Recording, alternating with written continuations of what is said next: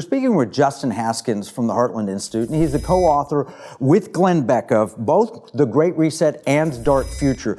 And we've seen the problems. You all know the problems. If you've been watching the Blaze television, you understand that these are very real. Actually, just turn on the headlines and you can see the problems about elites attempting to take control. That was the subject of my book, According to Plan.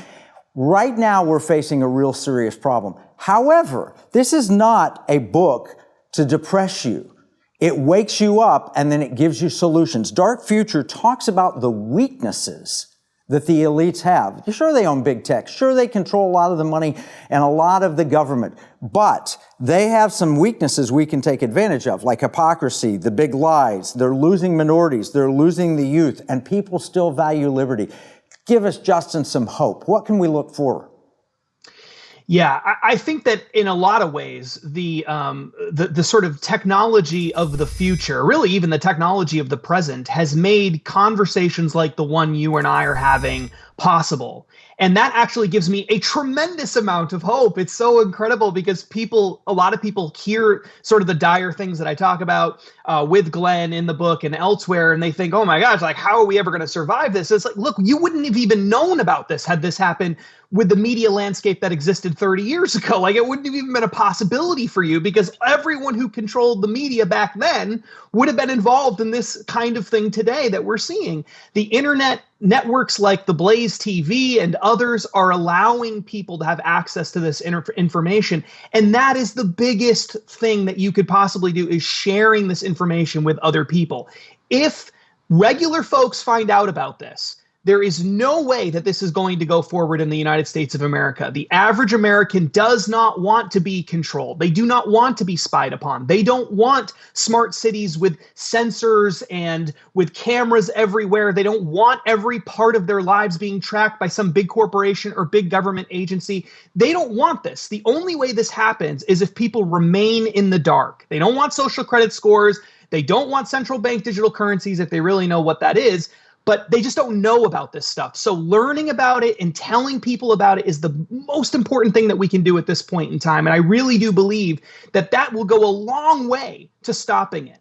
Well, it's already making an impact. The minority communities reject this outright. They don't want a group of mostly white, elite male oppressors controlling every aspect of their lives. Wait, what is that? So minorities are waking up. Young people are waking up. Wait a minute. What do you mean PayPal is going to take money out of my account because I said the wrong thing on the end? And the natural inclination of young people to be a little bit rebellious is actually beneficial here. We need people to seek out and search for liberty. And so with that, we've got to break the ESG, and we're seeing that. The work that you're doing is causing states to reject ESG. Talk about that. Yeah, I mean, it's really incredible. When the Great Reset book came out in early 2022, there really was very little movement at the state level on questions related to ESG. ESG, environmental, social, and governance metrics, is a social credit scoring system that's being used by elites to completely transform emerging technologies, which is what we talk about in Dark Future, and just virtually all of society through corporations and banks. They're using social credit scores to make corporations and banks transform society. And what we've seen since early 2022 is lawmakers in something like 25 or so states wake up, start proposing laws that either push back against ESG, discouraging it within the government, or stopping governments from using it, or discouraging banks and financial institutions from using it through a variety of different incentives. And in some places, like in Florida, they've outright banned banks and financial institutions from using these social credit scores